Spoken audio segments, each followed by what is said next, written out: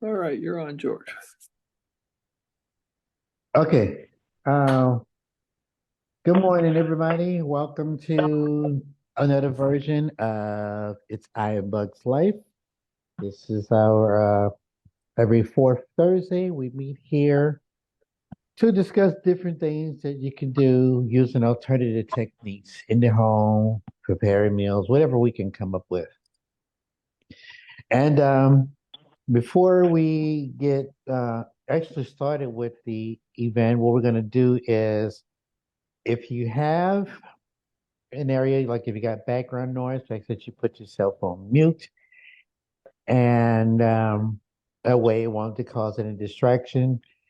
And if you want to be recognized, just say your name. But what we're going to do first is, before we get to introductions, I'm going to turn it over to the iBook guy to to go over a few of the announcements that we have coming up.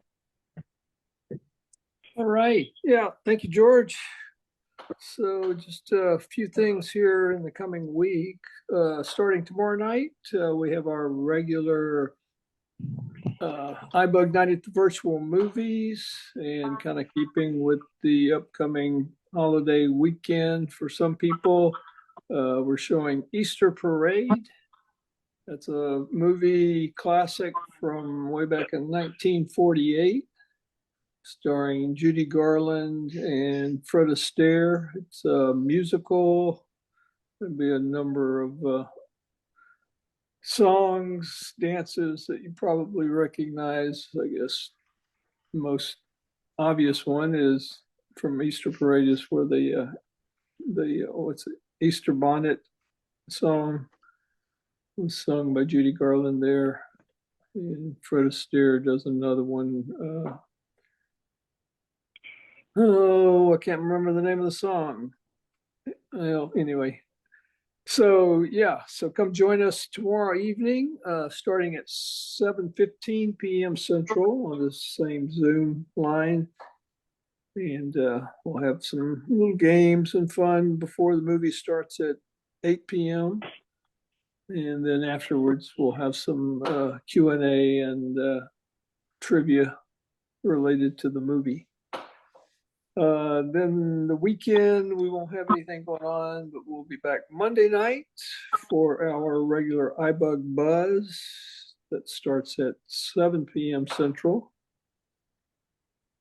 Tuesday will be Mac Buzz, just a shortened Q&A, open Q&A help session at 5 p.m. And then Saturday night, I'm going to skip all the way to Saturday, but we've got that first Saturday in April, April 6th. It's our iBug Unplugged, where we just totally unplug from anything technical. And that night, we're going to do another episode of Melodies and Memories. And it'll be a fun song night.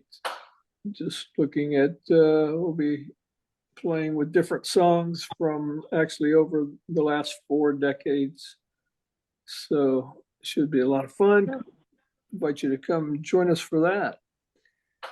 And with that, I am going to hand it back over to our facilitator, George. Go ahead.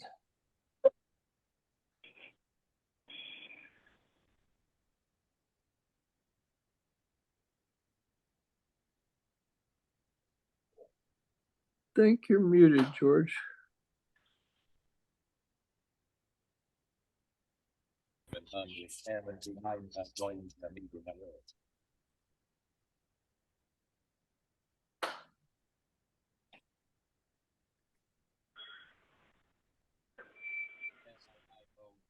There we go. I can be heard now. Yeah, we hear you. Go Well, ahead. I had my phone on the unmute button, then my screen switched, and then some other stuff popped up. But anyway, I digress. Okay, thank you, Michael. Okay, so what I like to do now that we have our announcements, I like to know who's all here. First, I'll go ahead and introduce myself. My name is George. I'm from the city of Houston. And what I like to do is everybody is to say your name, what city and state or country you're calling from. And I'm curious to know if you live in a house or an apartment. So who wants to go first? Come off mute if you may, since we had a recording, you may have to acknowledge that you are okay with being recorded and then hit the unmute button and announce yourself so we can all know who's out here. Okay, ATEL, and I'm from Chicago, and I live in an apartment. Okay, welcome. This is Vincent in New Jersey, and I live in a home. Okay, Vincent in New Jersey, glad you're here. Thank you. Anybody else? This is Ned from Kyle, Texas, and I live in an apartment. Okay, Ned. Gloria from Houston, and I live in a house. Okay, welcome, Gloria. This is Holly, Sure. and I'm on the coast near Santa Cruz, California. What part of California? Near Santa Cruz, south of San Francisco on the coast. Okay, okay, Yeah, okay. by Santa Cruz, Monterey. Mhm. And oh, and I live in a home. It's actually a very nice manufactured home. But Okay, awesome. yeah, it is. Thank you. Very nice. Nice area too. Very, very fortunate, very spoiled. I've been to Southern California, but I've never been to Northern California, so I need to come back out. Uh-huh. All right, who else is here? It's Michael. I'm also in Texas, and I live in a townhouse condominium. This is Jody in New Hampshire. I don't know if you can hear me. Can you hear me? We can hear you good. Ah, good. Okay. Okay. And I live in an apartment in my daughter's house. So kind of a house, but an apartment. Okay, if anybody just joined, what we're doing now is having introductions. So we would like you to come off mute and say your name, what city and state or country that you are calling from, and let us know if you're in a house or an apartment or a trailer. Those who may be in a trailer or an RV. Or a boat. Yeah, yacht. I think that might be Anybody- it. That might be everybody, George. Okay. I heard somebody's iPad had joined. That's why I didn't know if that person has to unmute, but it's okay. Okay, so we'll go ahead and get started. We got a little handful of people here, but others may join later. And this week, what we're going to do, we going to kind of revisit a topic. My tongue is tied. It's been a long work day. We're revisiting a few things because, lately over the years, we've had some new people who have come upon us who probably were not here when we had first introduced particular topics. And as you may have seen the announcements about spring cleaning, and basically it's going to talk about everything in the form of cleaning. For it's like cleaning your floors, and what if you have carpet or tiles? And then we're going to talk about what if you, what devices you will use to use cleaning, or things I'm going to suggest that you can use. Then we're going to move into cleaning like the countertops that may be in your bathroom or your kitchen and your appliances. And then I'm going to move over to cleaning the bathroom and give you some tips on things you can do to make sure every area in that very popular and very important room, get some ideas on cleaning that part. And if other ideas come to mind, like we always do, we definitely will be open because, as usually the way I do my presentations, I have it interactive for those who are here for the first time. I don't want to just be a lecture. The one you hear my voice is talking. I like audience participation. So we invite everybody to jump in. And if you have something to contribute, to the topic, again, just to reiterate, I would like to ask that you come off mute, say your name, and wait to be recognized, and then I will definitely yield to you. I came up with like last month. We got down and dirty and started talking about uh, um, landscaping and gardening, which has to do with a lot of dirt. So I figured, hey, since we got all dirty last month, let's clean up. Let's clean up ourselves. Let's clean up our homes. So I'm going to be kind of inviting some tips and some strategies and things you can do to um, keep your place clean. Even suggestions, stuff that you can do if you struggle in that area. Now, the first thing that's on my agenda is cleaning the floors, or and this is could be wet if you have carpet. And I will talk about that first because I know if you're in an apartment, you could have an apartment that has carpet. Your apartment may have both carpet as well as hardwood floors or tile. Like the apartment that I live in, and since it's just me, I just have I'm in a one bedroom, pretty spacious one. My square footage is like over 750 feet. You know, I don't require a lot of space since it's just me, but I'm happy with it. I'm in a good area of Houston, Texas, to where I can pretty much walk to several different things around here. And I've been living here for about but since July of last year. And this particular one I live in, I have both. I have hardwood floors in certain areas, and then I have in the bedroom, I have carpet. And then I've got some parts of my area that have hardwood floors that I put uh, some throw rugs down. So yeah, I cover all areas. Now, if I'm going to, so I'm gonna start off with the vacuuming. Vacuum, what I do is, and then that's what the apartment that I lived in before I had moved over here. The only place there was carpet everywhere. The only place that was not carpeted may have been in the bathroom and in the kitchen area. And the kitchen area wasn't very large, so it's probably not a good idea. Well, most kitchens don't have carpet in them because it'd be very problematic because all kind of things go on in the kitchen. It could be some spills if you're frying something. It could be some grease that may pop that may waste on the floor, and to get that out of carpet would be extremely challenging. I don't even have any tips. Y'all know they got all kind of stain removers you can get, but it's just not something idea. That's why you don't have that type of flooring in the kitchen because of things like that happening. Some things can unfortunately could spill, and you don't have no carpet in there, or a dishwasher may leak, and then water could run in that. So your kitchen is probably going to always be either depends on what type of flooring you have. It's going to be tile, that kind of marble tile, or some kind of hardwood floors.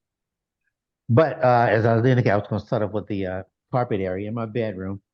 I like vacuuming. To me, this is me speaking for one. I find it a lot easier to push a vacuum than to actually do the process of sweeping and mopping. Although I do perform it both, but vacuuming is something easy because all I got to do is plug it in, kind of go back and forth with the vacuum in particular areas. You could probably pick a row where you start at one end of the wall, walk forward a few feet, and bring the vacuum back, or you could kind of do it like you do a lawnmower, where you push it a little forward, maybe like 5 or 6 feet, and come back just to make sure you're getting anything that the vacuum can pick up. Well, hold on, let me start. Let me back up there a bit.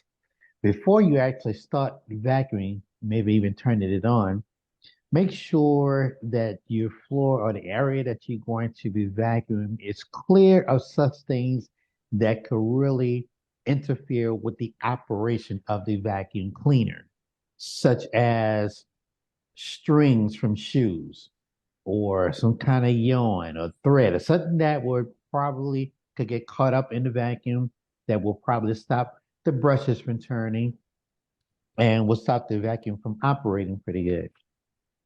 So we're gonna make sure that, if you got shoes with shoestrings, make sure they're out of the way that you're going to be vacuuming. Even any type of cords, if you got like charging cords for your phone or your computer equipment or some kind of electrical plug or whatever appliance that you may have plugged up in that area, make sure all cords are out of the way. You don't want that also getting sucked up by the vacuum cleaner, because depending on what type of vacuum cleaner you have, some of them are very powerful and they can suck up anything. So make sure all those areas are clear of that, so it'll make for a very smooth area to vacuum without any complications at all. Once you have cleared all the areas that you're going to be pushing the vacuum in, you might also want to check. Now, here's this is the one thing that I do. I actually may walk barefoot. You mean no shoes or socks, because if I got like some coins that may have dropped on the floor, like nickels or quarters, by me being barefoot, it allowed me to be able to feel that. Now I probably could somewhat, if it's, depends on how fluffy the carpet is, I could feel it with shoes on. But just to know, I can make sure it's clear, because although the vacuum cleaner may be powerful enough to suck up those coins, it's just going to make a lot of noise. And then sometimes it doesn't suck it up all the way. If you spin it around and just do a lot of clacking and moving around inside the cleaner until it gets in the part where all of the dust and dirt is stored at. So that allows you to, that's what I do to make sure I can pick up small items like that. Somebody is rattling paper. If you can go on mute, because that's very distracting. It allows you to, if you have like, even like, look, some ladies may have like barrettes. I don't know if people say wear those or not, or some kind of clips or whatever that allow you to pick those items up too. So now, once you've gotten all those things clear of the floor, then again, this is what I do. There's a such thing as, because I like, if I'm doing some cleaning, I like the smell of stuff that smells fresh and clean, little extra thing to it. So I'm going to sprinkle some Carpet Fresh on the carpet. And the Carpet Fresh, you got, depends on what type of fragrance or aroma that you like. You got different kinds that you can get in most of your retail or wholesale stores. You got like different scents. I don't only stock in the company, but I know I think the Glade Carpet Fresh may have like a white linen, or it may have like a April Fresh or something like that. And you can even, pop the top before you buy it and see what it smells like. But what I do is, once I have that, I kind of like have the can tilted, because it comes in like a little plastic can that's probably about, I don't know, maybe 6-7 inches in tall, and it's got the little sprinkle holes. And I just walk around the area where I'm going to pass the vacuum in and sprinkling lightly on the carpet. And that way, as I'm going to be pushing the vacuum, not only is it sucking up the dirt that's in the carpet, but it's also going to help, rub that Carpet Fresh into the carpet as well. So it's going to have like two things your vacuum cleaner will be doing. It's cleaning up, sucking up the dust and the dirt that's in the carpet, but it also helps to get that Carpet Fresh bedded into your carpet, so that when you get through, it leaves a nice fresh smell. I got that idea because I think that's what they do in most hotels that we're seeing. Any hotel that's like a star 3, 4, or 5 hotel, and you may have your second day when you may have gone out and they service your room. You come back and you can smell that freshness that they've been in there, and that's what they do. They probably sprinkle some Carpet Fresh on the carpet, along with the other cleaning solutions they do to give you, when you walk back in the room, that nice fresh smell. So that's what I use. That's what I use that. Now, after I have done all of the sprinkling, of course, I'm going to safely plug in the vacuum cleaner. And then, as I had alluded to before when I first got started, This is where I vacuum my carpet almost like if I was mowing the lawn. I'm going back and forth with the vacuum, kind of like going back and forth in a particular area, one line. And then as I have done that row, after like I said, back and forth, like maybe like 5, 6, 7 feet, depending on how big the room is, then I'm going to move it over like about maybe like 5 or 6 inches if the space is wide enough. And then I'm going to do that area because my main objective is that I'm covering all surfaces, all visible common areas that needs to be vacuumed, that I'm covering all of those areas. And then now when you on most vacuum cleaners, the way you turn them on, they have like foot pedals. One, like the one I have, I actually do not remember the brand I have, but that doesn't matter. I just most of them operate this way, where there's like a foot pedal on one side that you press to pull the handle, so you can pull the handle down so that your vacuum won't be so upright. It allows you to have it to lean, which gives you better control as you doing your back and forth procedure of vacuuming carpet. And then just behind like the pole or like the main motor, there's another foot pedal that you can step on. That turns on the vacuum. Now, that's the one I have. I've seen some vacuum cleaners where instead of having foot pedals to turn it on, there's a button that's kind of like near the handle that you're going to be holding on to. You press that, that turns it on. It's like an on-off switch for it. So it all depends on the style or the brand of vacuum cleaner you get and how they decided to design it and build it. Or how you will be able to turn on the machine to do this particular chore. This is Jody. Hey, Jody. Yeah, can I comment? Can I go back a Y- step, y- to the carpet Sure. fresh? Go ahead. Go ahead. Yeah, I always I sprinkle the carpet fresh in my hand and then I spread it out because sometimes you can't really tell how slowly or how quickly the powder's coming out of the can. So I'll actually pour it into my hand and then spread it with my hand. And it's cornstarch and fragrance, so it's safe with pets. And I have a guide dog, so the other thing I find is that using the carpet fresh also freshens the smell on the inside of the vacuum cleaner. It doesn't smell like dog Uh-huh. anymore. That's true. That's true. Absolutely. And yeah, and that is a good tip. When you say pour in the carpet fresh into your hand, it's almost like if you're cooking, like when I used to teach that, when I used to teach cooking, I would tell people to sprinkle the spices into the hand before they spread it all over the meat because it helps you have control. And then once you have done it enough, then you would develop your own technique. So the method that you use, there's nothing wrong with that method at all. That's actually, if someone is doing this for the first time, we probably would teach that and advise them to do that until they can come up with a way if they want to switch from that. If they know how to lean the can carefully, that you're not sprinkling too much because you don't want to sprinkle too much. It could probably cause you to sneeze a whole lot. And the So, dog. and the dog, exactly. You don't want that stuff everywhere. Very dusty. So yeah, you can pour it into your hand and sprinkle it. And that way you know exactly how much is going out. You know exactly which area is being vacuumed. But yeah, the carpet fresh is something that I use a lot. I wish I would have discovered it a long time ago, babe.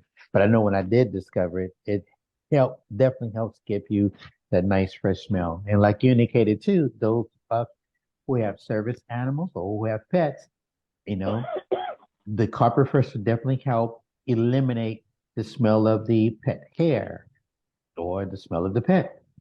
And also and then if your pet one of those who lays on carpet, make them smell a little better as well if it doesn't bother them too much. Anybody else have any comments or questions regarding vacuuming?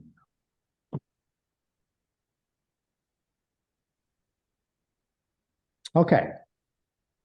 So now that we've gotten vacuuming out of the way, oh, and then once you've done vacuuming, now depends on your cleaner.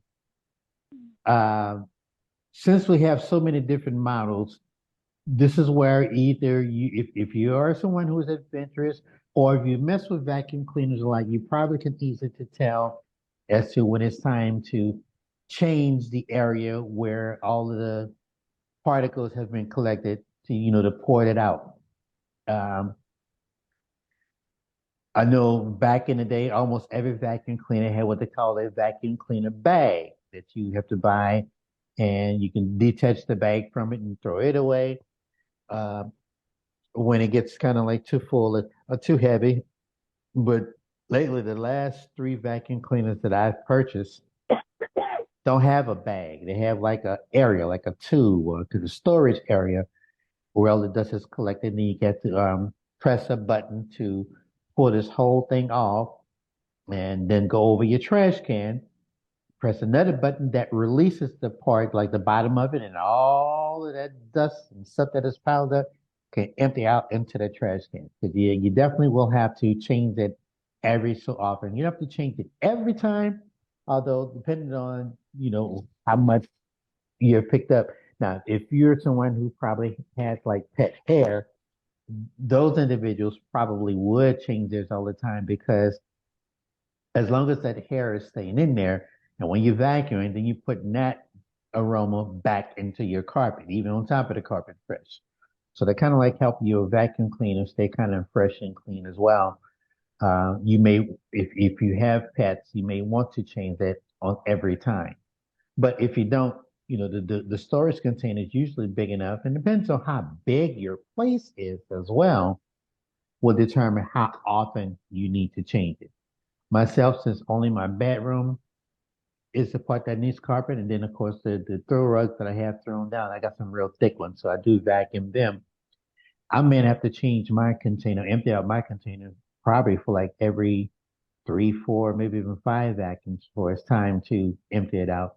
And it's always good to empty it out because it also helps the pressure of the vacuum cleaner operating. Because if it's too heavy, if there's too much stuff in there, it's not going to pull as good as it would if it's good and empty. Does that make sense? Anybody got any questions about that? No, that's totally understandable. Okay. Hearing crickets and hearing that. Now,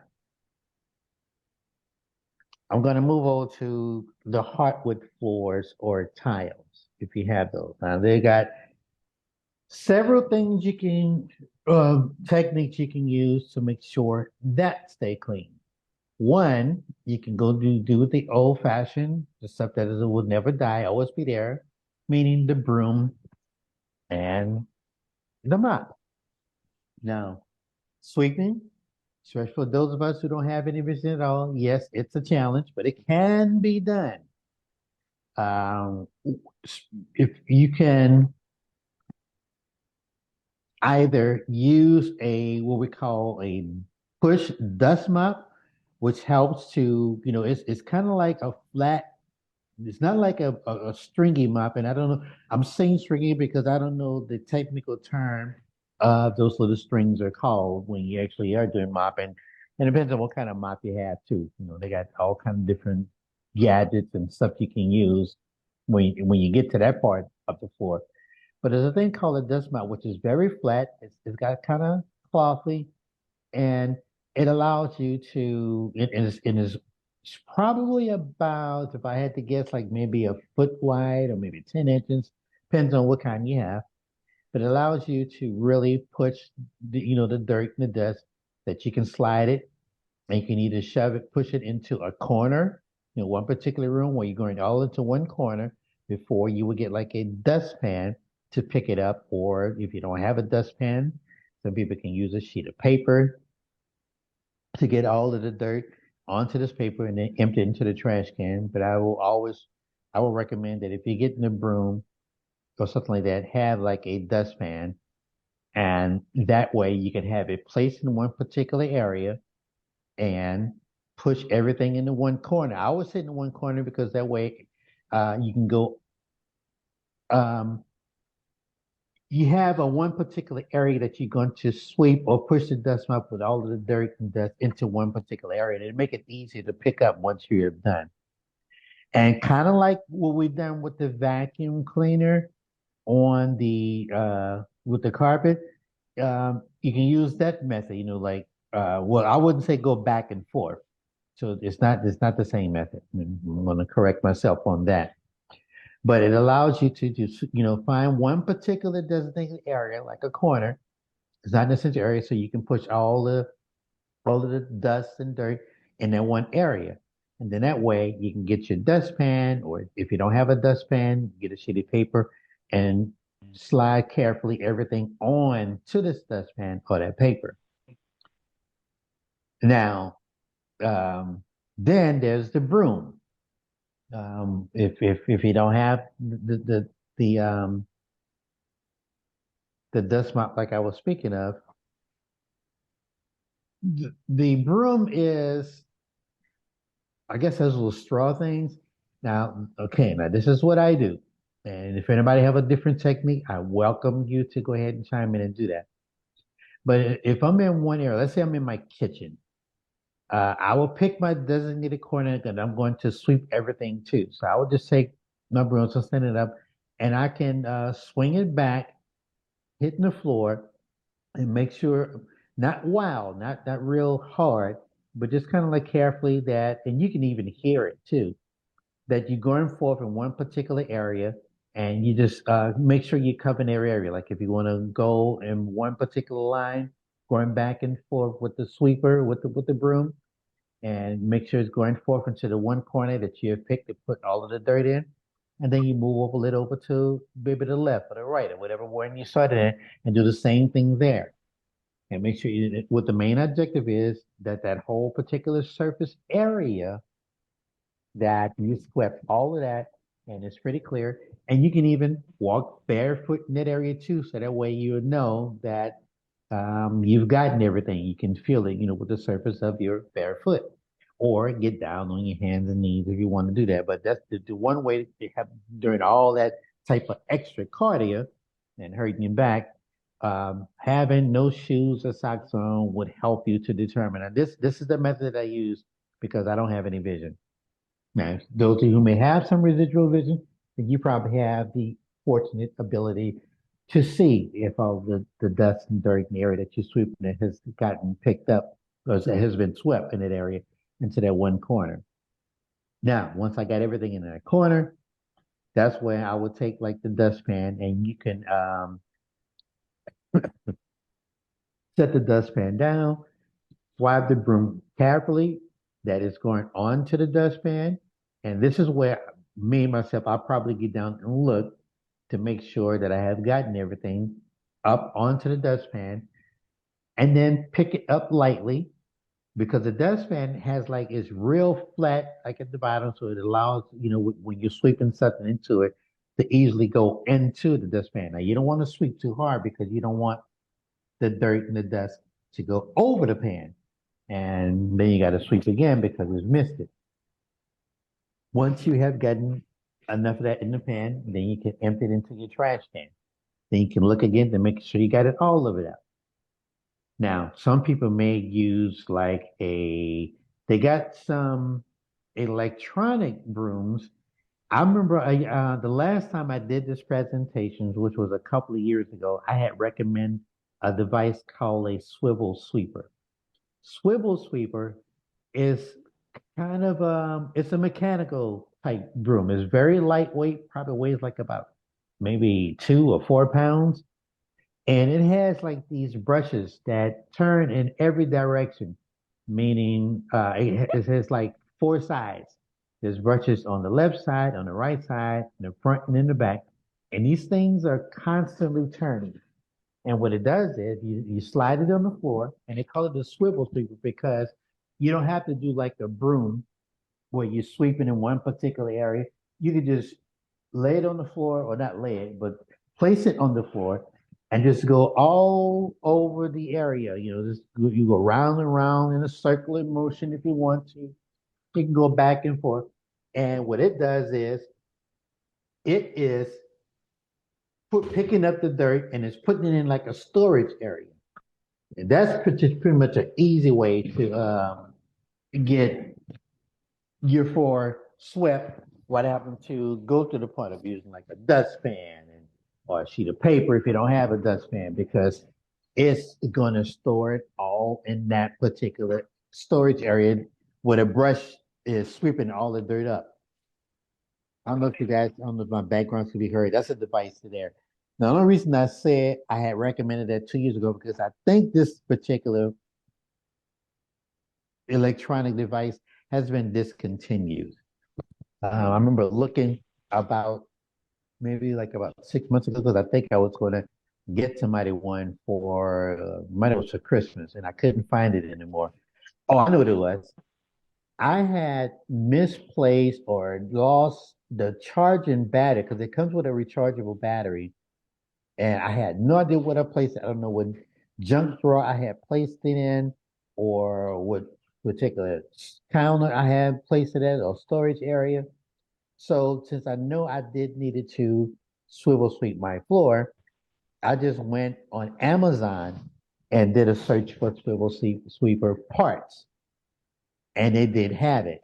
I don't know if this is like someone who probably stored this, and it's a third party seller where they actually can make like some extra, but I needed it, and then I also needed another charger for it as well. So I was able to, since I still have the sweeper, and it still works, and once the battery was running down, it was time for me to get another one, the charger as well as another battery, and so that's when I think I did a search for it, and I don't know if I found the actual swivel sweeper on Amazon or not, but I was able to find the parts that I needed that allows me to charge up my swivel sweeper. You just slide it all over the floor, all around in the area where you're at. It picks it up, and then it has like two buttons on the side that when you squeeze them, it releases the door of that storage tray, and that's where all of the things that I picked up, the dirt will go into the trash can. And I think the device costs like only about I think it's like 39.95 or something like that. Because I think Sandia, when she was in the audience of that, she ordered one as well. Because she has a lot of hardwood floors. But I think it may have been discontinued. It's a shame though, because it's a great device and it doesn't cost that much and it works well. And they even have replacement parts. Like if I need I use a light and once my brushes start wearing down, I can actually get these brushes replaced and get some new ones so that way my thing is almost like new all over again. Anybody was here last time? Did anybody recall me talking about this swivel sweeper? And if you don't, it's spelled, swivel SWIVEL and then the word sweeper. Probably can look for it on Google or Amazon may still have it. I'm not sure. Maybe found on eBay, but that's one surefire way of actually getting your floor swept the electronic way. And then they got other devices called, I think, Abyssal, which is kind of like a vacuum cleaner, but it's good for hard surfaces. It can help pick up dust and dirt off the floor, or if you happen to spill something that may splash and it's not liquid, it'll help pick it up. Yeah, those kind of electronic devices that will help with that as well. I think there's even another thing called a Daredevil. I know Daredevil is also a vacuum cleaner, but they also have Hello. one. Hello?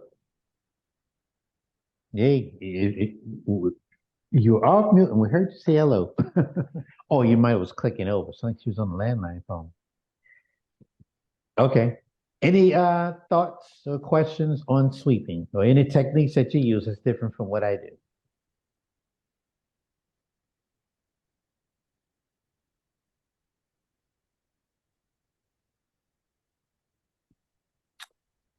All right. Crickets again. Okay, so I'll move on. Yeah, George, it's Michael. Uh-huh. Yeah, Go just ahead, Mike. a little bit different technique as far as what I do sweeping. Rather than try to sweep everything to a corner in a room, Mm-hmm. I'll kind of section it off, and so I'll stand and whatever I can reach with a broom, kind of sweep it towards me and make Mm-hmm. one little pile there right near me, and then pick it up and then move on to an, adjacent section and kind of move around the room like that. Okay, exactly. Just to minimize, sweeping everything all the Mhm. way across the room to one side or a corner or whatever. Yep, that's one technique. I've even one time, I think, especially from sleeping, I may have gotten like a dry, dirty, big towel, and, and this is when I forgot where I was living at, but I just wanted to make sure I got everything. And I will take this big towel and just lay it on the floor and just slide it, with me on the floor, like on my hands and knees, all the dust into one particular pile is area in one corner where everything's in a pile, and then use a dustpan to pick it up that way too. So that's one kind of like real active way of doing it. But then I forgot where I was living at that I had to do that. But it's a good way that I make sure I got all the dirt up. But man, I think I probably did it because I didn't have a dust mop. I didn't have a broom at the time. And so I just, improvise. Just use whatever I have available to me to make sure I'm getting all of that dust and dirt off the floor before I have to start mopping. This is Jody. Hey, Jody. Yeah, I've got a Bissell vacuum that you can use on carpet and hardwood floors, and it's a pet vac, so it's meant to, get dog hair up. Yeah, they Also, usually are pretty powerful too. yeah, I also dust before I vacuum because if I'm dusting and then you dust the stuff from the tables onto the floor, and then when you vacuum, Hmm. you get stuff that you knocked onto the floor. Hmm. Oh, you know what? I did forgot to mention one thing when it comes to vacuuming.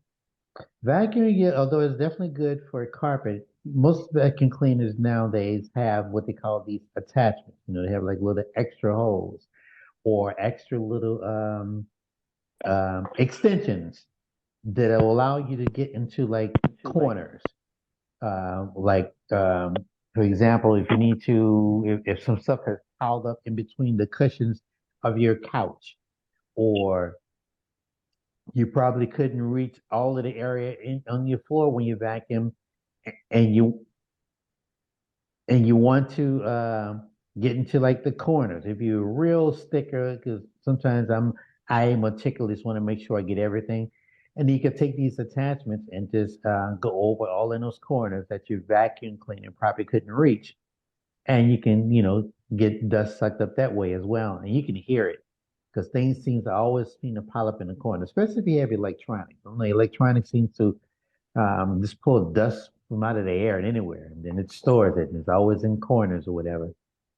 And then some people they got attachments for, getting dust off of like if anybody still has drapes or off of blinds, uh, you can check it out. So that's what those attachments are for different surface areas or to get in between areas that your vacuum cleaner was unable to reach you, like under the bed or under the couch, um, underneath a piece of furniture like a dresser or a chest armoire.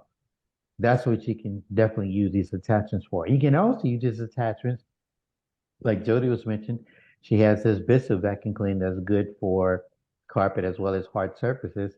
There may be an area under a particular counter that these attachments or these extensions may come into play that your vacuum cleaner was not able to get into those areas.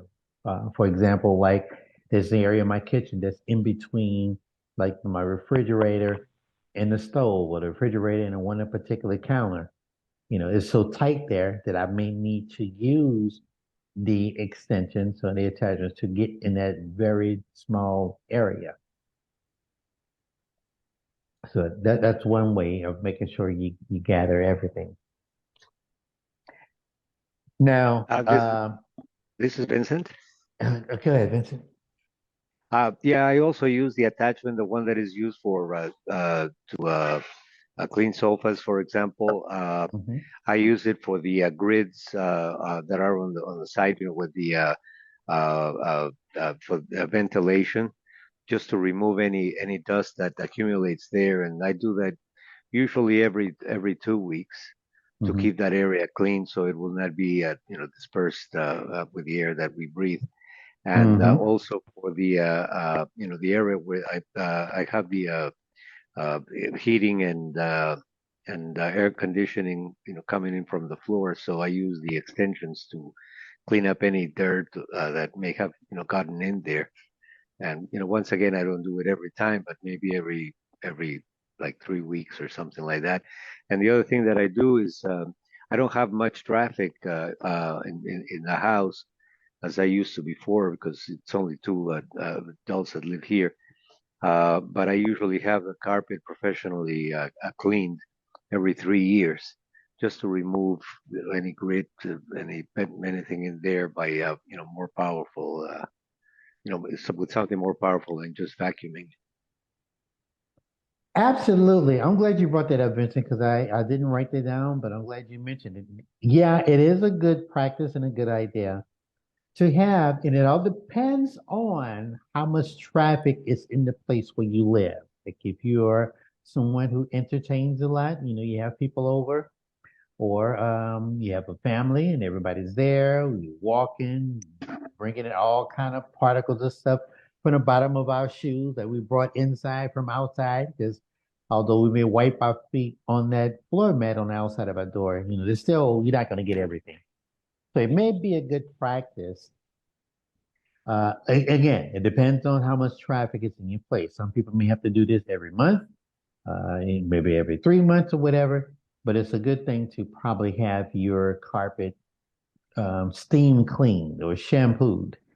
They got at most places where you actually can rent a shampooer if you want to do it yourself, or I'd rather hire the professionals, the people who are in the business for it, because they got all the equipment.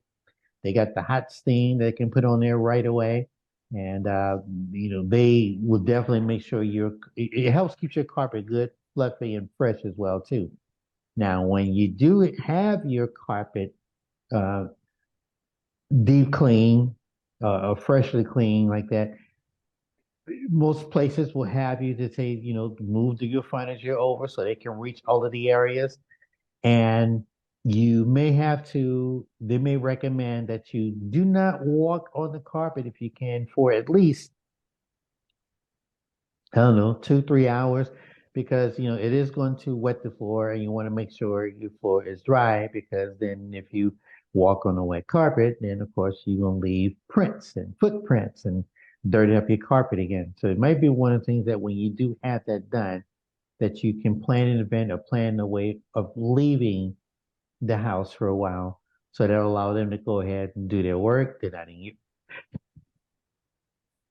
You're not in their way of them doing the cleaning, and then it allows your carpet, you have time to dry, to have that type of service done.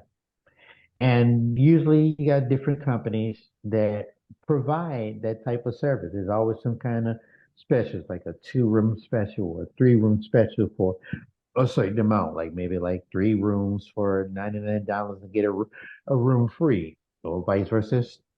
2 rooms and get the third one free for a certain price. There's always commercials about it.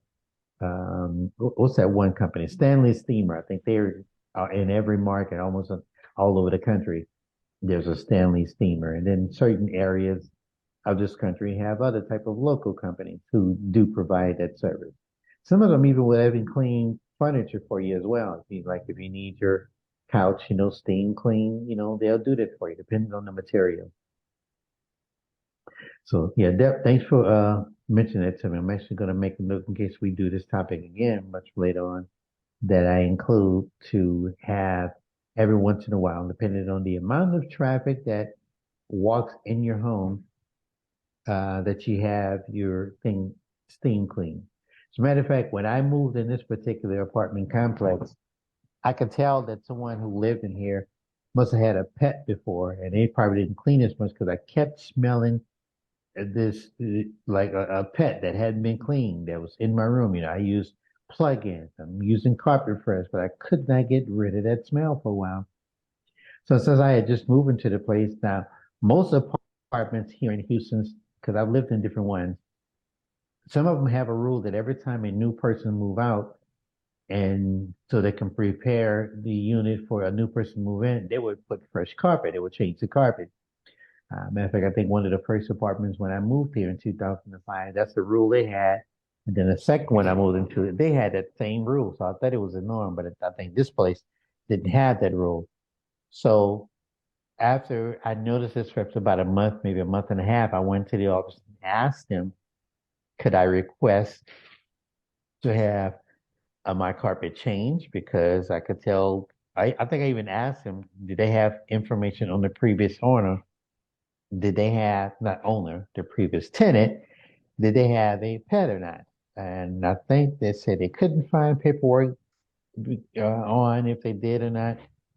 Because I told them the reason why I was requesting, can I get new carpet? Can I get it steam cleaned? And they offered to have my carpet professionally steam cleaned, which probably was more economical for them than to have a whole new carpet put in my bedroom. But it did help. So I was glad that they was able to accommodate me in that request. This is Jody. Yeah, Jody. You can also buy pet enzyme that you can spray on the carpet. There's a product called Nature's Miracle. There's another one called Nil Odor that will get rid of the specific odors from pets. It's called, you said pet enzyme? One is called Nil Odor. The other one is called Nature's Miracle. And that'll I even didn't know take about out the smell of urine and Let me other, write that you down. know, if your dog happens to vomit on the carpet or something, it'll actually take that out. My silent is because I'm typing. I'm making a note of that. I might go buy some of that. Yeah. So be prepared. Pet enzyme. So it's called No If you can't, Odor. if you And what's the other Nil one? Odor or Nature's Miracle, or there's other brands too. So you're probably going to find it in a store like Petco or PetSmart more than you're going to find it in Okay. other stores. Yeah, and everybody has a PetSmart these days. Mm. And it was Miracle. What was it called again? The other brand? Nature's Miracle. Nature's Miracle. Well, Okay. yeah, that's the other one. There's other brands too. I actually have used Nature's Miracle, but I'm Okay. sure they're, if you tell them what you're looking for, they'll have it. Yeah, I know what I'm talking about. It specifically removes the enzymes that are biological enzymes from pets. Okay. That's very good. Okay. Anybody else have any questions or comments before I move on? Yeah, Michael again. Mm-hmm. When you mentioned, throw rugs, Mm-hmm. so I've got several of those too. I've got kind of a larger size, I don't know, 6 by 8 or so in my main living area. That's what I have. But, of course, it gets vacuumed pretty regularly, but then every, I don't know how often, 3-4 months, couple, maybe even not often, twice a year maybe, I roll it up because I'm amazed at how much stuff will actually, even though I vacuum, it falls through the rug itself, and then have to clean the floor underneath. And then I have, at entryways, I'll have a little mat inside the house, and even though it has a non-skid surface, it usually doesn't fall through that. But once a year, I probably will, even though they get vacuumed, take them outside and kind of beat them against a hard surface. If you have And you know what? You mentioned that too, because I'm wondering, I did that one time too, that, because I put the rug, the big carpet down, the throw rug down, and I don't know where all that dirt, dust comes from underneath the carpet. I mean, it's a big pile of it, and I think I did the same as you did. I took it out on my patio and kind of beat it to get it off of there, because I just was amazed at what was underneath this rug. It wasn't there when I first put it down, but all of a sudden it just collected it, and it's under there for it. So, yeah, you may have to do that after if anybody actually does that too. Yeah, check under that throw rug, There's some kind of way dust and dirt builds up underneath it, even though it doesn't move. Yep. Now, when it comes to mopping, now there's several different strategies you can use for that. It depends on what type of mop you get. There are push mops which looks like a big hard, big sponge that allows you to shove it, across the floor. They're the real stringy type mop. That's the one that's been around for years. I have that one because that's the one I'm accustomed to. That's the one I've always used, even when I first started doing chores as a teenager, and I had to do some mopping, or when I first got my own place and I had to do some mopping. I'm just used to that kind of mop where it's on a stick and it's got these bunch of strings on it that you can put in a bucket of however you treating your water. Now, I use, of course, I want my water to be hot, as hot as I can stand it, or as hot as it could be. And I pull maybe 1 or 2 caps of Fabuloso and maybe 1 or 2 caps of like Clorox bleach. And then there's such things as a floor cleaner. I forgot the name of it that you can use to sprinkle on the floor that will help give your area a nice, you know, a nice scent, a nice smell that you can tell that has been cleaning has been done, when someone comes in there. But the Fabuloso, or some people may use pine sol, to put into the water along with well, if you're using pine sol, you don't need Clorox because then those two chemicals are very strong. They have you sneezing a lot, or may even pass out. But you don't want to fill the bucket up to the top, of course. You just want to have it maybe, I don't know, 3 or 4 inches deep, maybe 5 inches deep, depends on how big around your bucket is. And then you will place the mop into this water, with all your cleaning chemicals in there. Pull it out, and then you will take the mop and just slide it back and forth, round and round, all over the surface where you're mopping at. And you definitely want the water to be hot, because it's almost like steam helps real break up particles and dirt. That hot water does the same thing. And you just go round and round, covering all the area, with your cleaning solutions in there. And once your mop has kind of like dried up, sort of, or is not as wet as it once was, you can put it back in the water that you have left. And if you got more area of your floor to mop, and then you go into that particular area, and you may need to slide your bucket over so that way you won't just be dripping the water everywhere, the place where you have already mopped, because then it makes it hard to get it dry. Someone's smoke alarm is going off next door. I digress. Got distracted. But that's what I use to clean, and I may do it in a particular room, like if I'm doing my kitchen or if I'm doing my dining room area where there is no carpet, I may go over it maybe 2 times and make sure I'm covering all of the areas. And then just to kind of ring them up, I may even step on them out and making sure that the cleaning solutions are going on the floor as well. And then move my mop all around in a circular motion, picking up and sliding it on the floor, easily, so that you're catching everything, that your floor is getting clean.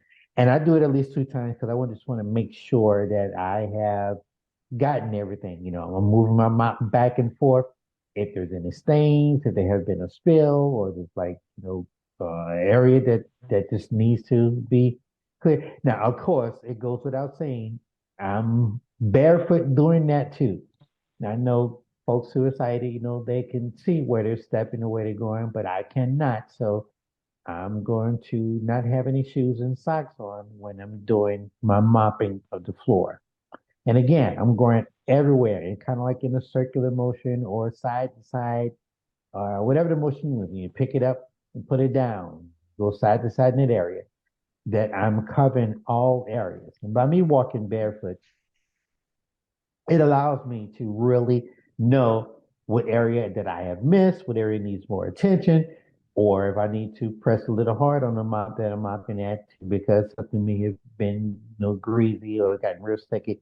Because my main objective is making sure this floor is good and clean, and that I have pressed hard enough that whatever chemicals that I have put in my water that's in the bucket, that is really working.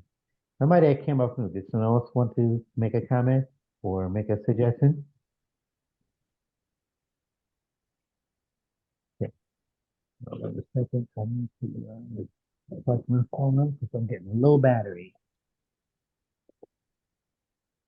Now, and then you can use if when it comes to, I would say use the term wringing out the mop, meaning you're gonna take the part of the mop that you're using, those strings that I'm talking about, and you want to squeeze it.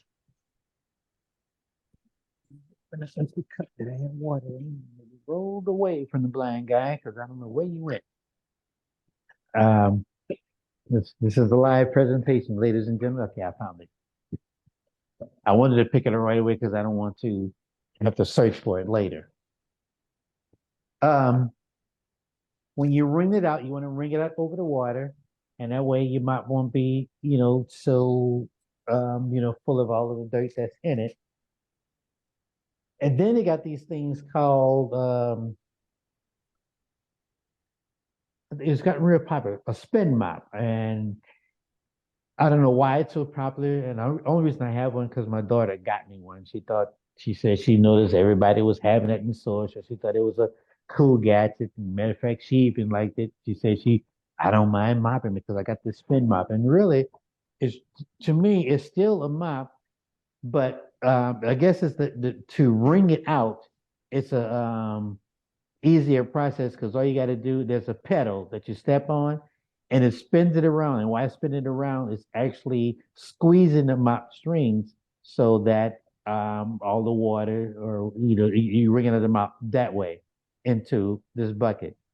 I have it. She got me one, but I still can, I may have used it because I guess I just want to show that I appreciate that she try to get something for me, but sometimes I do the old fashioned way. And then I may bring um, a mop into like the bathroom area, run it down the bathtub spots it over it. So I'm washing out, kind of like washing off all the stuff that I was using the mop off from, so that when I'm done with it and I want to hang it up to dry, it's not full of all of this dirt and dust that solution whatever was on the floor that I was mopping. Um, um, And you can put that like either once you have run hot water over it to wash off not only the cleaning solution that you had in the mop as well as all of the dirt, then you can sit it in a bucket for it to dry out. Or if you got like a hook, you can hang it up. Because if you hang it up, that helps the mop to dry a lot faster than if you were to place it inside of something, then it just stays wet for like a longer length of time. If it's hanging free, it allows the mop to dry out a lot faster than if you have it sitting on a flat surface or inside of a pan or inside of a bucket flat down where it's not getting air to dry it off. So that's one way of actually getting the mop to dry a lot faster. And I'm unplugging these headphones so I can put this thing on a charger. If anybody got any comments or thoughts? This is Jody. Charging my device so it won't run out. And I should have had this before I started, but that's okay. All right, let me This is grab Jody. this. All right, any thoughts or questions on the mopping part, on the floors, or how you clean your floors?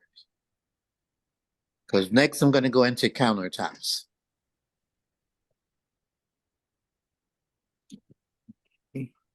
Put this down. And I sincerely apologize, you guys, that I'm trying to make sure I'm doing this presentation on my phone, and I guess I thought I had enough charge, but I guess Zoom must drain my battery because I got a low battery alert, and I don't want it to go from a low battery to no battery, and then I done dropped off because I ran out of juice in the phone. Okay, I'm plugged in now. Wait, hold on.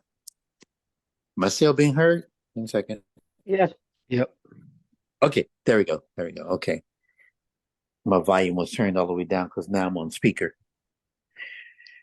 Okay. Now, cleaning the countertops.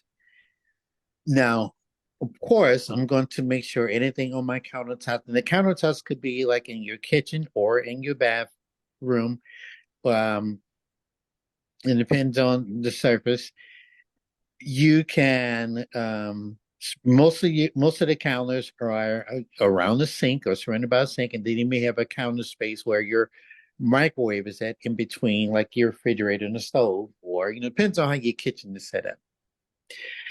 You can either one thing that I use something called, and again, I don't have any stock in the company, but the best one I like to use is Clorox wipes. Clorox wipes because to me they seem to not only I like the smell of them. No, I don't get high off of them, but I just like the smell of them. And I like the job that it does. That when I use them to wipe up, whether it was a spill on the counter or I'm just wiping my counter down, it to me, to my fingertips, it feels a lot cleaner. There are even not pledge, um, Lysol wipes that you can use. But to me, the Clorox wipes seems to be a lot stronger and have a lot stronger cleaning solution. I feel more satisfied when I'm using it over the Lysol wipes. Sometimes I may use both because the Lysol wipes are definitely good for getting, disinfecting, getting rid of germs that may have piled up. And I take they used to come in like a round tube, and you just pull one out, and basically you just wipe all over your counter area. You want to clear your counters if you are someone who may have Tupperware on your countertops, for your sugars, for your spices, or whatever you may be using. Um, Pick all those things up and set them in a different area because unfortunately, dust this tend to fall or just come there, and you may have been cooking something or preparing something, and then stuff is piled up. So I just take a Clorox wipe, tear one off, and I just wipe all over the counter. I mean, everywhere. I'm using the counters. I'm using to wipe the back of the sink. I'm wiping the knobs, the nozzle that the water is coming out of. I even use it on my stove countertops.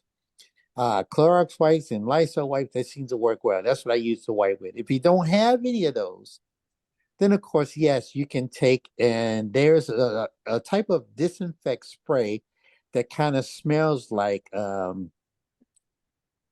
combination of bleach and something else that you can spray on your counter and use like either a paper towel or use like a dust rag and spray on your counter, with a spray bottle, because it comes in a spray bottle, and wipe in that area. And that helps, the way you actually are getting everything off your counter and getting the smooth surface as well.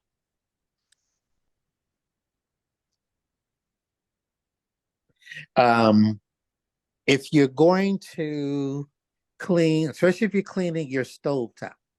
Now, if you do any type of cooking, and if you have an electric stove or even a gas stove as well, you want to take those burners off, or I don't know what the proper term is for them, but you can pull them out.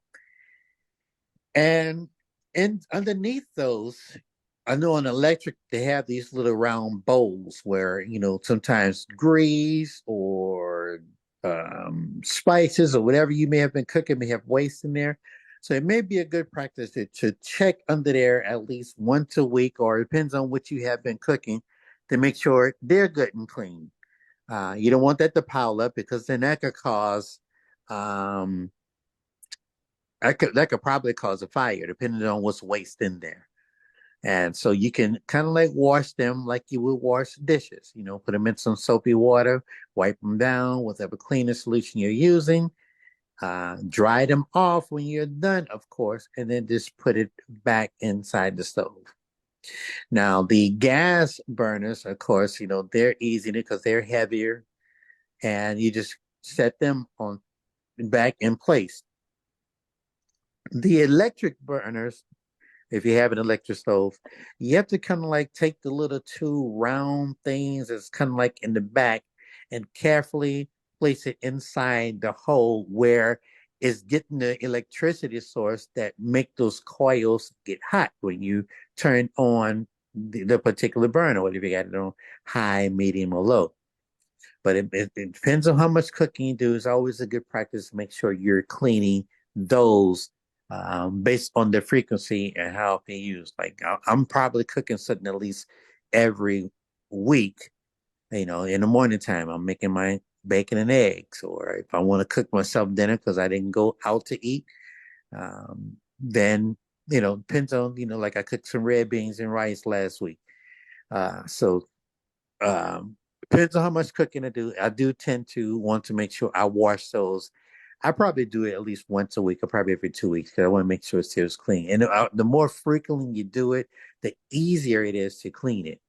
If you don't clean for a while, stuff may have piled up and caked up, and then it's going to take a lot more effort and energy to get all of those particles off of there and get all of the dirt and the grease and whatever is underneath that burner.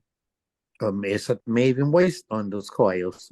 You definitely want to wipe that out, because once you turn those coils on, whatever is still may have been wasting there will give a loud smell as once you turn them on.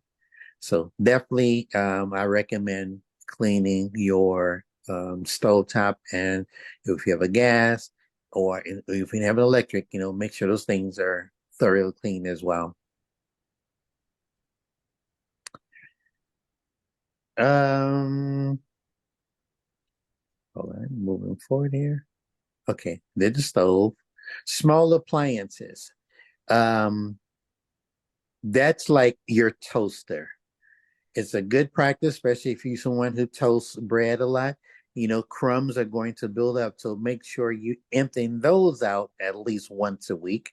That helps to prevent pests from building up and looking for their dinner inside your appliances. So and then most of your toasters either have like a pull-out tray, especially if you got like a 4 slicer or a 2 slicer, where you can pull it out while the dust has been piled up and empty it into the trash can, and then take like a wet rag and wipe it out. So that's keeping your toaster clean. Your coffee pot, make sure, well, depends on how much. If you're someone who is a coffee drinker, you drink it every day, you may have to clean that every time you make it. And make sure the filter has been thrown away, because that also can attract pests coming into the place where you live if you let things just stay in there for a while.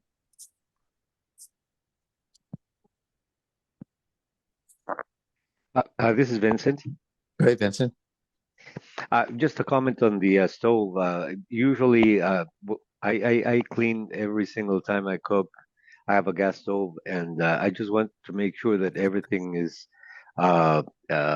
removed, cleaned up before I use it again. Mainly because I don't want it to get baked in, because otherwise I have to spend, like you said, a long time, cleaning it. But the other area is also that every time that the oven is used, I clean up the bottom, because otherwise it may be, I don't know where it comes from, because there are no spills, but there's always debris in the bottom. And if it is not cleaned every time, then you start getting the odors from whatever it is that has been cooked for, especially due to things like fish or things like that. The scent remains in there, and it makes it harder and longer to do the self cleaning with the oven. So that's what I do. And the other thing is that I'm allergic to chlorine, so I never use bleach.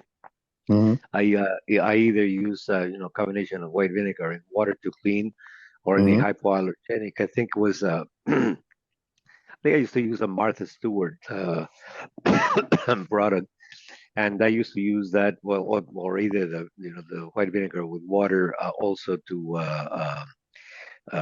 clean the tub or the shower stall, and make sure that every time that anybody takes a shower or a bath, that I dry the entire bathroom area to prevent any scum from build up, and not allow any scum to build up either in the tub or in the shower stall, by cleaning it every time, and then using the vinegar and water, like every maybe twice a week or something, just to make sure that it's always clean.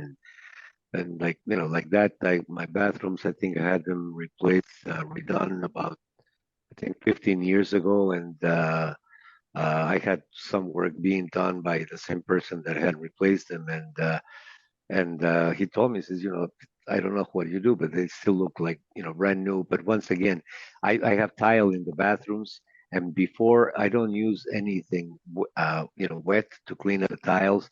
Before I do anything, I actually use a dust mop to remove any dust from the floor before using any water, and that keeps the cement in between or whatever it is, in between the tiles clean, and lasting longer. So I do that, and the same thing, with the I have a with the microwave oven, the dish that is removable, that it rotates.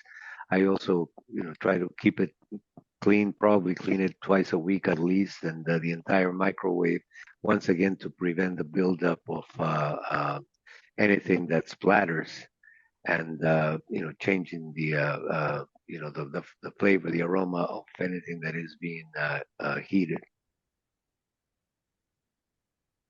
Okay. Very good. Very good. Matter of fact, I'm gonna be getting to the bathroom area, so I'm glad you touched on it. I'm coming to that. Um, Anybody else have any comments? Okay. Um, hold on here.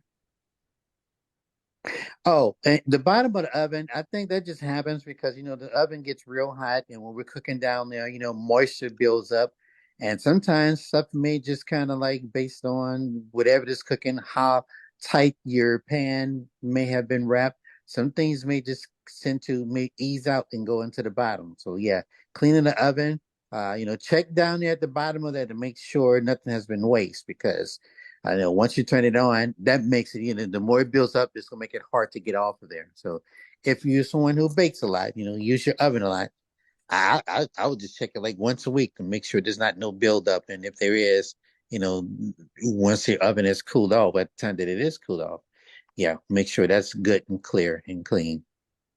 This is Jody. Go ahead, Jody. This is Cindy. I have a comment about the coffee pots. A lot of people don't clean their coffee pot, and you should at least every week you should take half vinegar and some water and clean your coffee pot with that, and then rinse it out real well. Yeah, when Vincent had mentioned about vinegar, that thought did come to my mind too. So I'm glad you brought it back to the surface. Yeah, clean your coffee pot out to use vinegar and water, whatever suits news, because things build up if you don't clean them out. Who else was it? Jody? Yeah. Yeah, I was gonna say I put aluminum foil in the bottom of my oven, and then if something spills, I can just, you know, Take the replace foil. the aluminum Exactly. foil.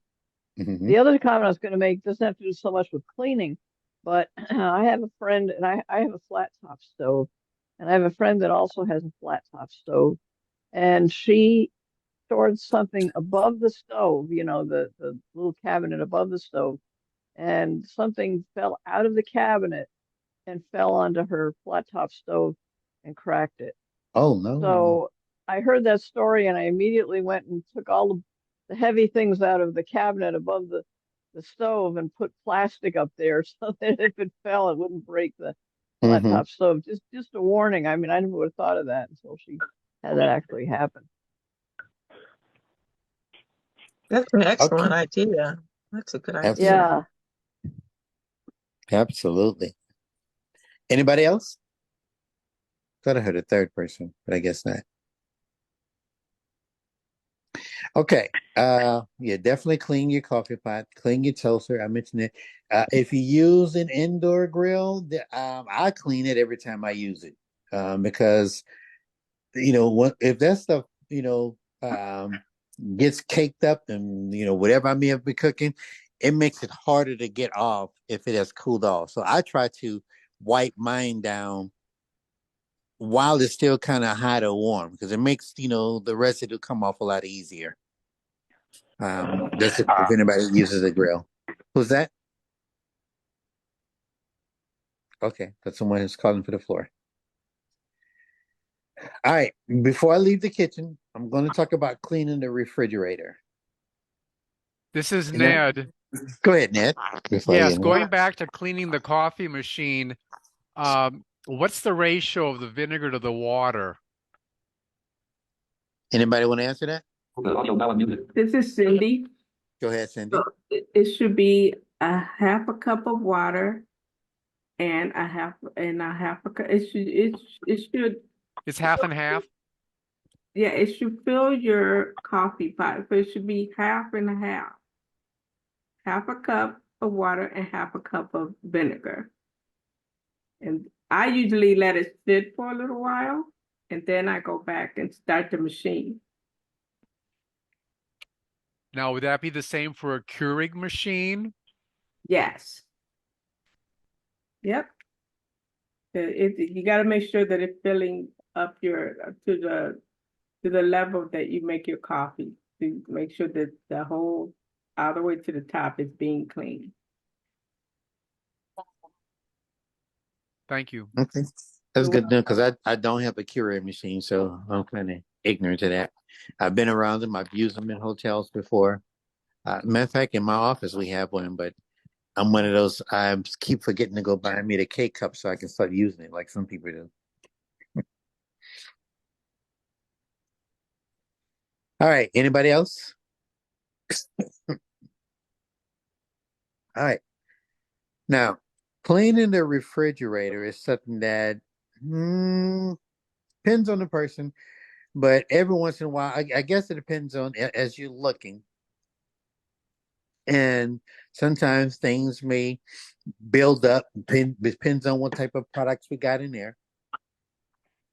But you probably want to clean it at least probably every once a week, maybe once every 2 weeks or whatever. Like for example, I need to clean my refrigerator refrigerator out real soon because I have not cleaned it since probably, let me see, we're at the end of March, probably since the beginning of February. So I'm probably well overdue. And I think I noticed that when I think I touched like the bottom shelf where I may set like a potette of some leftover. And it was kind of gritty. I don't know what waste down there, but it's like, okay, we're gonna get this thing some attention this weekend or sometime soon. If I wasn't traveling tomorrow, I definitely would do it tonight or tomorrow. But I know when I get back on Saturday, I'm definitely gonna clean that thing out. But even with this, you can use either some Comet that you can sprinkle in and wet your rag to clean it out. You can use the Cloric wipes like I use. Or if you are like Vincent, he's allergic to chlorine. If you got some unscented stuff, use whatever to wipe down all surfaces. And I'm talking about if your refrigerator has like flat shelves, not the little what they call those spokes or whatever it is, wipe them down thoroughly. Wipe down your walls, the side of the walls, in the front and in the back. Definitely the shelves, definitely even in the drawers where you have your produce items. So, when you're gonna do a cleaning, remove as much as you can, find you some kind of space, take everything out of it because it'll make it easier to keep from having to wipe around things or something spilling over. So remove the eggs, remove all your dairy, put it on the counter somewhere because you want to wipe down everything, even the doors. You want to wipe down the walls, the back part of it, the shelves, every shelf that's in there, inside the butter tray. You want to wipe it down thoroughly. Keep your refrigerator nice and clean and fresh. This is Even in your freezer. Oh, go ahead. this is Cindy. Hmm. I use that baking soda that you keep in the refrigerator. I make a nice little bowl with put some water in it and then put Hmm. a bit of that in there and clean it with that. And then I have like a little duster thing and I just that has streams and I just wipe the whole fridge. Just wipe everything. Absolutely. Wipe everything. That's the key thing. Wiping everything. Even wipe the outside of it. And if you can, if you're tall enough, wipe on top of your refrigerator. There's a lot of dust up there. If anybody you have not seen up there, if this will be a new experience for you, stand on a stepping stool or a chair or something, and look on top of that refrigerator. That thing can get Yeah, extremely dusty. yeah, I got a solution for that. I'm short. I'm only 4'9", so Oh my God, you need a ladder. I get up on a step ladder and I have a separate mop that I use for cleaning the blinds and the walls and stuff like that. So I use that. I use the mop. Yeah, it's a lot of dust up there. Hmm. Um, and then if most freezers these days are frost free, so I would say even take out all of your frozen meats and stuff out of there.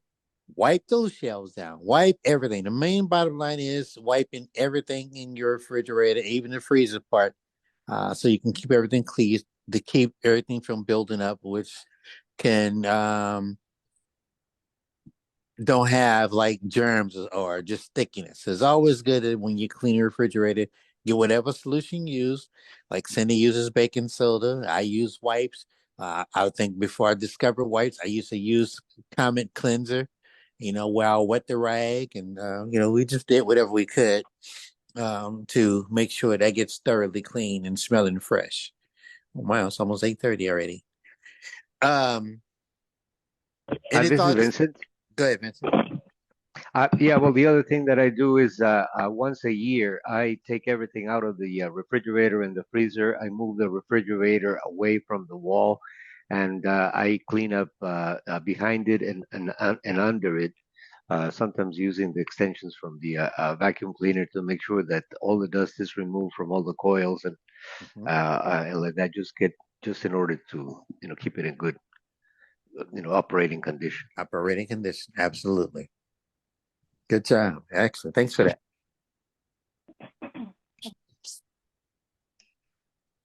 Okay. Any questions on the refrigerator or thoughts? Well, I move from there. Think I'm about to ready to leave the kitchen. I've been in this kitchen for a while. Okay. We're now going to move into cleaning the bathroom. Definitely is important to keep the bathroom clean for reasons that I don't think I need to speak out loud about. And the bathroom cleaning that covers everything. I mean, if you need to mop the floor in there, mop behind the toilet, on the side of the toilet, because there's some buildup back there. Uh, you definitely want to keep that area clean. You want to clean now the way I clean my toilet. Of course, you got these toilet brush that you can get, and what I'm going to do is I'm going to put a little water in the bowl itself, some Fabuloso, well, not little water, there's already water in there, but I may put like some Fabuloso, and I'll put like some Clorox bleach. This is just me. Now, whatever cleaning solution you use that. You don't have to use what I use, because if you're allergic, I don't want you to hear you about the news because you didn't pass out because you listened to this guy tell this presentation. He told me to use bleach. He don't know I was allergic to that. And I digress. Anyway, whatever you use, I put some in a bowl, and then I also put some in the tank. The Fabuloso in a bleach in the tank, and put the lid back on. Now I'm going to take my toilet brush, and I'm going to thoroughly swivel that thing around, wiping all of the walls of the toilet bowl, getting into the little hole part where thing goes down the drain. Shove it in there good, wiping real good, making sure my brush is scrubbing against the edges, like the inner edge part. Get it all. And I know cleaning the toilet may kind of be something nasty and dirty and disgusting, but look, there's plenty of soap around. So don't let that toilet, cleaning that toilet intimidate you. What if you are a man or a woman? I know it's supposed to be the job that the men, we clean the toilets. If we got the female living in the house with us, but if you don't have us, you can clean that toilet as well. There's plenty of soap around. You can always wash up later. You can use gloves if you need to, if you're afraid of the touch. Now, I even got to the point where now I've used that toilet brush to, really scrub and, get everything out. But I also may take like a rag and, you know, wet it with either the bleach or something like that. And I'm going, because I want to use my fingertips to make sure that I'm scrubbing good. And I may take that rag and do like the outer rim, the part that the seat goes down on. I'm wiping there real good, making sure that porcelain feels extremely smooth, no dirt, no dust, no kind of residue that then probably splashed on it or whatever.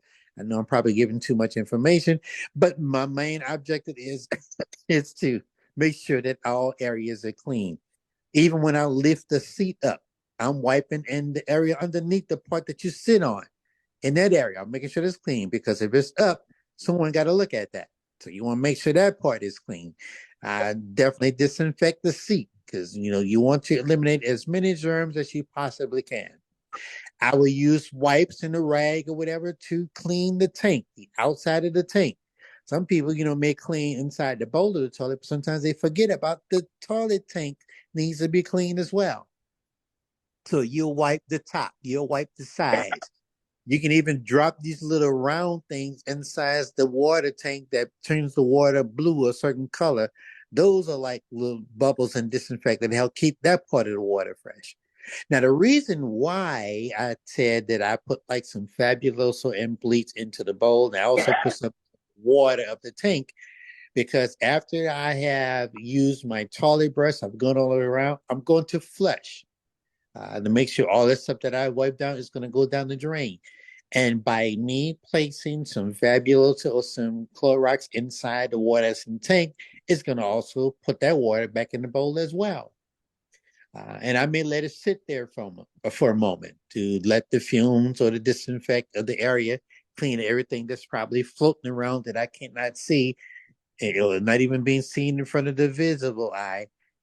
Those germs are being dead. It's always good to disinfect, and bleach works well for me. But again, if you are allergic to chlorine, like Vincent is, use whatever you use, but definitely clean every part of the toilet.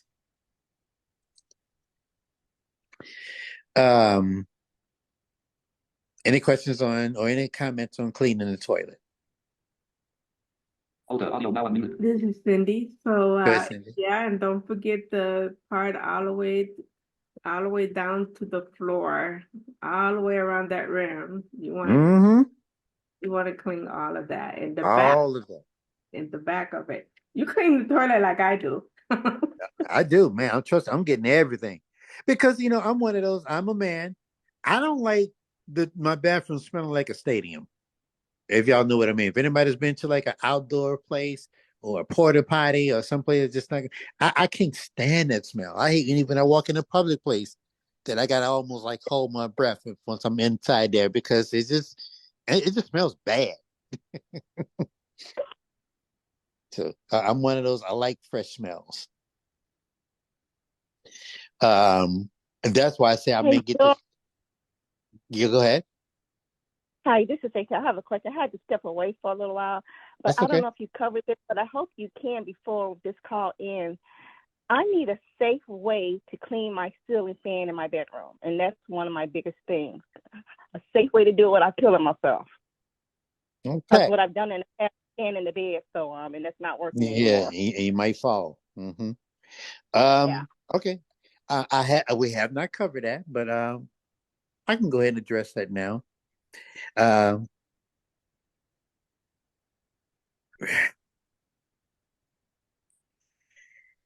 Well, let's see. Now, during the ceiling fan in the kitchen or the dining room area, that part is easy. because it's a hard surface. Even if you're standing on the chair, you have to worry about rocking. And now, if you are somebody who is allergic to dust, I don't know, you might want to wear probably like one of those medical masks or N95 or K95 masks so you're not inhaling this dust because yes, that ceiling fan, like the top of the refrigerator, it can get very dusty. And so I will say, um, move your dining room table for one thing if you can, or place like a large plastic bag on your dining room table if you're unable to move it. And so, and especially if your ceiling fan is over the dining room table, then you will take like a dust rag, stand on the chair or whatever, something that's solid, not a chair that rocks, and just take and your rag and just wipe the blades down. Most of your ceiling fan blades, I think they're five. These are the 4 or 5 blades. I forget which one. But you definitely want to wipe them down. And and the reason why I say put a plastic bag over your table, a large one, or move the table because that dust is going to come down. You don't want it to come down onto the table itself because then you got another mess to clean up as well. Because that's a lot of dust that's going to be up there if you haven't cleaned it in a while. This And is by you Janice. keeping your desk clean, it helps to not put a whole lot of allergens in the air, and which may cause you to sneeze if you're going to utilize that ceiling fan. Go ahead. Who wanted to speak? I'm sorry. I'm sorry, George. I didn't mean to interrupt. Hey, Tal, you said the ceiling fan over your bed. Right, She exactly. did. So, I'm imagining it's hard to get a step stool or something close enough. Well, with this fan, the problem is I have a step stool, but I don't want to get on. I'm that's good height, so I don't get on the very top. Right. So thing is, I have this retractable device. It's supposed to be for cleaning fans and whatever, and it has to look close to the end. But I still can't get it on the top of the blade or whatever to clean it. It's just not working for me. So I was just wondering if anybody have any other idea. It's not long enough because that's what I was going to say. Of course, It's put an long old enough, but I over. can't seem to get it exactly where I need to get it. It's hitting everything. It's not on the blade, or it's just it's Because just I not have a duster that has a long extension, and right. then I would step up on a step stool. And I've got a step stool that has a large platform. It's called that Little Giant. So Okay. I feel secure if I stand up high on it. And yeah, it's called the Little Giant. And our next call, I'll have the exact title of it. So but Okay. it folds up flat, Mhm. vertically, and then it, unfolds. So it has this, like all other step stools.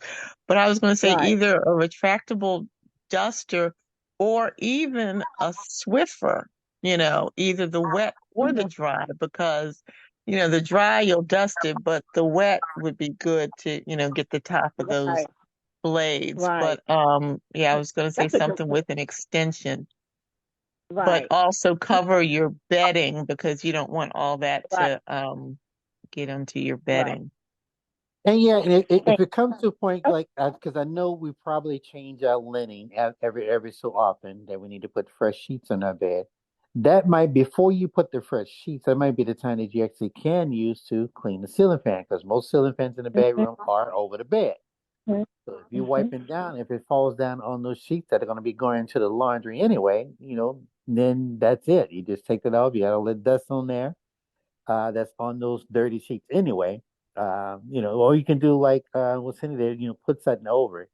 But yeah, definitely at the time when it's time to change the linen on your bed, that might be the time that's good to wipe off those blades of the ceiling fan. Now, the only reason I was hesitant because I cannot think of a way that's safe without, just being daring. Because yeah, you do, especially if you're not tall, you have to stand on the bed to reach the ceiling fan, or like she mentioned, get one of those platform ladders. I know there used to be a company called Warner ladders. That it sounds like the way you described it is made just like that. It's a ladder that folds flat but you can extend it up, and they're easy to extend up. And there's a platform at the top of it that allows you to stand on top of it. It's real sturdy. And if somebody's, hanging curtains or doing something with tools, that you can hang it on there. And that also may be a good way of actually getting to the ceiling fan area to clean it that way. Definitely, I wouldn't recommend putting a ladder or a stool in a bed because, the bed unfortunately is soft and it's going to rock and then you could fall. And although it may be fun acting like a 9-year-old kid falling down in the bed, but, our bones are not 9-year-old bones anymore. And they may But be. what I like about the little giant step ladder, besides it having a wide platform so you don't feel like you're teetering, I don't know how to explain it. It has kind of like a handle that comes up. So when you're standing on that top bar, there's like a bar across your waist. So, Oh, you have something to hold on to. right. So if you're extending, one arm, you can hold on with your opposite, arm to this bar. So it really gives you a sense of security. I changed the lights outside, of the garage using it, and I change recessed lights in the ceiling in the kitchen using it. I'm probably taller than you, but it it gets you up high enough so that you can reach, I don't know how tall your ceilings are, like an 8 or 9 foot ceiling. I have a 9 foot ceiling and I can reach, the top of the ceiling and change the recessed light. So it would definitely get you up higher and give you more security so you wouldn't feel wobbly. I think Right. that's probably what you need more so than what to clean the fan with. You need something Right. to give you the Right. height. And Right. I think it's called a Little Giant step ladder. Look into that. Thanks so much. Uh-huh. So I have a question. So is it one of those uh ceiling fans that you can take down? I mean, some of them you can take down and clean them. The ceiling fan? No, no. I wish. No, it's not. No, I don't have one of those either because I'm in an apartment. No, those ceiling fans are nailed up there. That'd be cool. Yeah, that I'm surprised there don't be more of that. That's a great idea. Somebody need to put that out that you have like blades that are removable and easy to put back, so it'll make easier for cleaning. That you don't have to just stand up there and wipe and wipe and wipe and wonder if you're gonna fall down. You can get up there, pull them down, wash them off, and then put them back on. This is Jody. Good, Jody.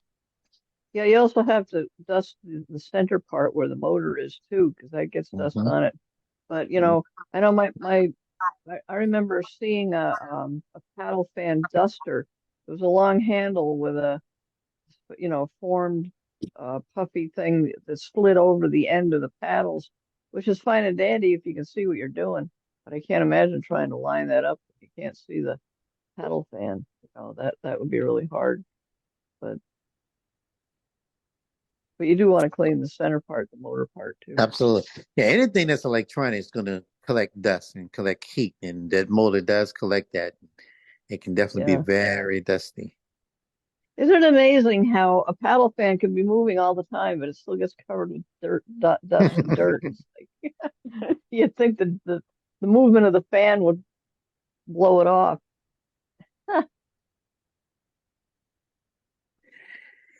Anybody else got any thoughts on cleaning the ceiling fan? No, but to Jody's point, I always wonder, how can you run over a nail? How does a nail stand up so your tire can roll over it and puncture it? That always, Yeah, good point. kills me. I have no idea. But it does happen. People always get nails in their Yeah, tires. yeah, yeah. Yeah. All the time. Okay. Um, Cleaning the bathtub. Now, the way I clean my bathtub is I use I still use Comet for that. I know Comet's been around probably since Gone with the Wind movie came out. But it still works for me. You know, I like the smell of it. I like the way it works. I like the how it feels once I've used it. And what I do is I sprinkle a little bit in the tub and then I get like a sponge or maybe an old rag. I wet it a little bit and then I'm wiping all over the bottom part that if we're going to sit in the tub, wiping that area, all corners. I'm wiping all sides of the walls. Um, with my right hand, because I am right-handed, and I'm probably using my left hand to hold myself up or to balance myself, like on the top part of the tubs, because I'm reaching down in there and I'm wiping all over the sides, the left, the right, the back, the front, covering area, all corners. Even if I'm doing a real serious cleaning, I'm wiping on top of the little tub areas that are visible, and even in the corners where I may have had like a bottle of shampoo sitting at. And it's been sitting in a while that it's collected some sort of soap scum underneath it. Even in the soap dish or soap container, a soap space area where soap's supposed to go, where soap scum builds up, I'm wiping in that area. Because my main objective is getting that tub clean. I'm also now every once in a while I have to do this because I do take showers sometimes too. Have to wipe the walls because that's to help to prevent mold from building up.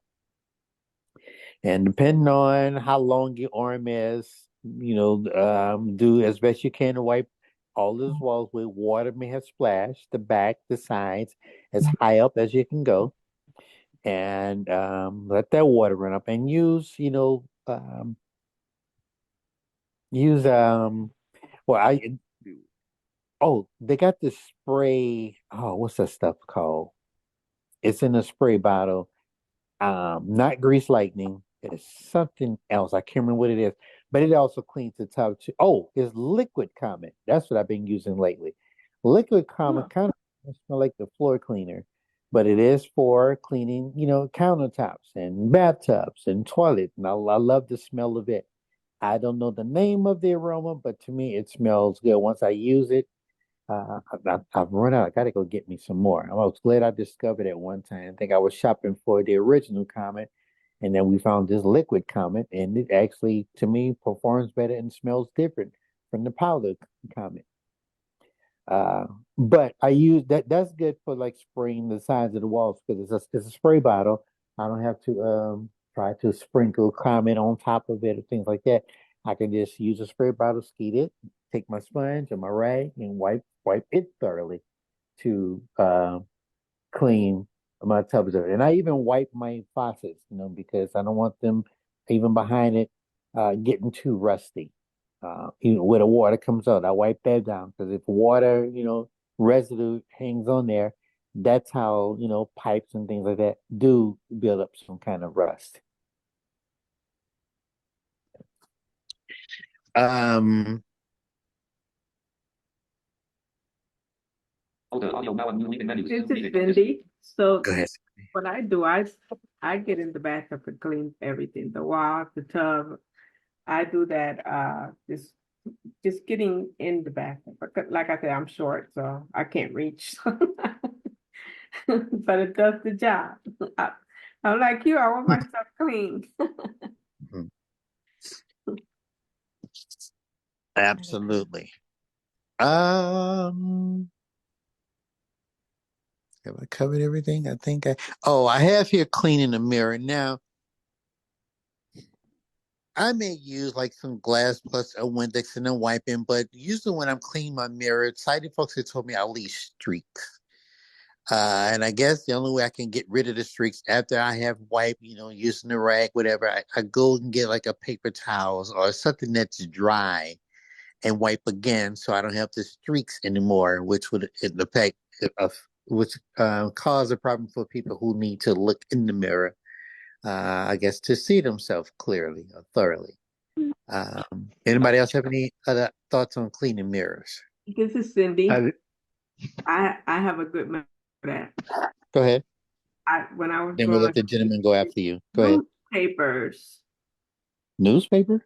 Yeah, newspapers. We would with the Windex and stuff, and then we would wipe with newspaper. It leaves no streak, none of that. It's real nice and clean. So you really are spreading the news. Yeah. All right, who's the gentleman that wanted to speak?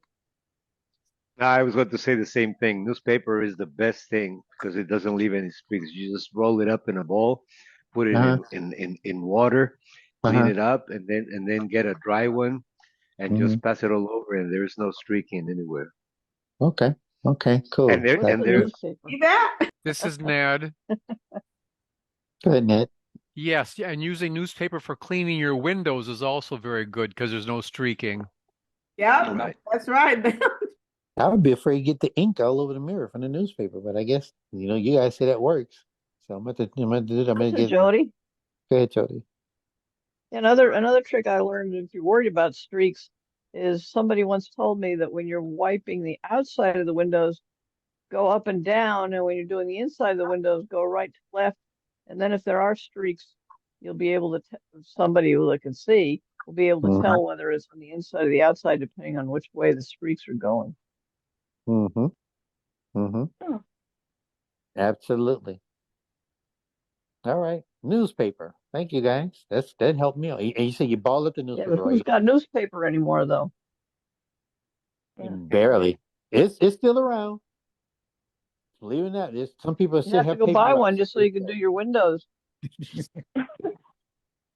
Or use a little sales paper that people get once a Oh week. yeah, the Wednesday And- shopper. Yeah, Mm-hmm. that's true. Every Wednesday.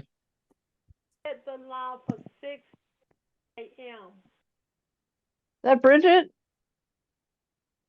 Oh, I'm sorry. I thought I was muted. I'm sorry. You're not No, muted. that's We okay. hear Hi, you. Bridget. Okay. All right. I think I've covered everything that I have written down to cover. Anybody got any questions or thoughts about anything that's been discussed tonight? We actually almost close to the end. We got like 5 minutes left. But I I know have a I'm. comment. This is Vincent. Go ahead, Vincent. This is not really spring cleaning, but when I had my air conditioning and heated unit replaced about 10 years ago, um, I had that replaced, and then I also had a professional company come and clean up all the vents, and wow, it was a huge difference, especially if anybody has allergies and the like. You can actually tell, how clean the air is after, the vents have been cleaned. And then I had to do it again. I had all the attic insulation replaced, so that leaves a lot of dirt, dust, and even though they're very good at vacuuming it, I once again had the vents cleaned and still got a lot of dirt out. It's amazing. One doesn't realize how much dust circulates, even if you use the vent on a regular basis as part of your air conditioning or heating. How much dust accumulates, and especially if you have allergies, it helps tremendously. Yeah, I'm glad you mentioned. I know you mentioned it earlier, and I meant to talk about that too. Yeah, if you guys have central units or even window units, whether it's heat or air, yeah, change your filters if you can. I would say change them once a month. I know we just got an email from our leasing office that they recommend that we have our filter changed every 30 days, which um they even told us that, let them know they'll come and change it for me, or I can go to the office and get a new filter to put in there. So yeah, you definitely want to change those filters as often as you can, especially if you suffer from allergies or hay fever, whatever they call that. It does make you sneeze, things like that. So yeah, definitely change the filter, and because that thing builds up a lot of lint, especially if you use it a lot, which I think a lot of us do, whatever year, no matter what part of the country in. We're using our AC or using our heat. Those filters definitely have to be changed, and it helps, keep the air fresh in the place where you live. So definitely change filters as often as you can. I think, if you use them a lot, like some people recommend, do it every 30 days. Don't let it go too long before you change it. You know, don't be there 6 months. Oh man, I think I need to change this filter. And you wonder why you're sneezing every 15 minutes. Yeah, then don't forget to change your smoke alarm batteries too. That too. That too. Mhm. Exactly. So I have an item that I want to share about. I don't know if you talked about it before I came on here. Zumba. I have a Zumba that I could clean something else and she could do her job and I could do my job. And then I could just tell Siri to tell her what to do. Oh, I got it. So, yeah, so Zumba is a good thing. Change your batteries when you change your clocks. Mm-hmm. All right. We are at the end. I want to thank you guys for being an audience to me. Thanks for your participation, all of your suggestions, all of your comments. They are definitely immensely appreciated. And don't We will forget be. the Go newspaper ahead. cleaning your mirrors. Yeah, I'm going to get me a newspaper. I'm just going to buy a paper. I know the Sunday paper is usually the thickest one. So just so I can have that to clean my mirrors. There you go. We'll meet again on the 25th of April. Stay tuned. Look for the announcement for what the topic is going to be. We haven't decided what that topic is going to be yet, but we definitely will be here again next month. And and if you guys got some suggestions too for topics you want us to cover, feel free to let Michael and Sandy know, or even let me know, and we'll try to squeeze that. We'll build an outline about it, and we'll talk about it. Thank Okay. you very much. Thank you, everybody. Thank you, George. Bye. Good job. Bye. Bye. No problem. Good night, everybody.